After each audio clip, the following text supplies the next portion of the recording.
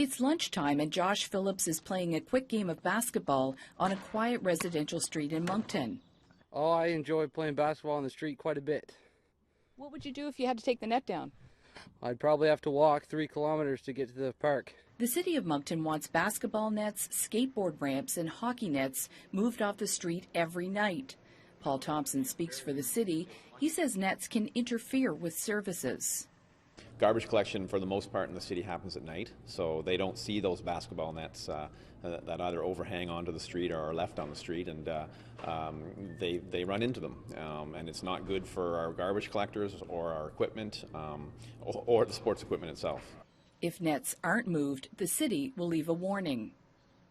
I mean, we're going to have to take a best guess as to whose equipment it is and put it on the houses that are kind of around it. But once we find out, we'll be dealing with those people and trying to ensure that they do remove their equipment from the street. Moncton's West End boasts basketball nets on almost every street. That's something young mothers Caitlin Mahoney and Allison Trenham like about the area. I really think it's nice that the kids can have the basketball nets even closer to the road so that they can play and on the sidewalks, because that's really the only option. If you don't, the driveways in this neighborhood aren't very big, so there's not much options for having it in the driveway. So there are other issues to tackle.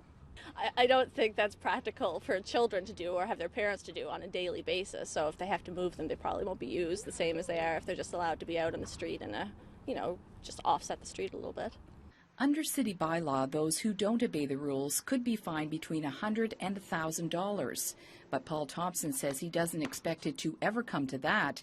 He hopes people respect the city's rules and pack things up once the play is done. Kate Letterick, CBC News, Moncton.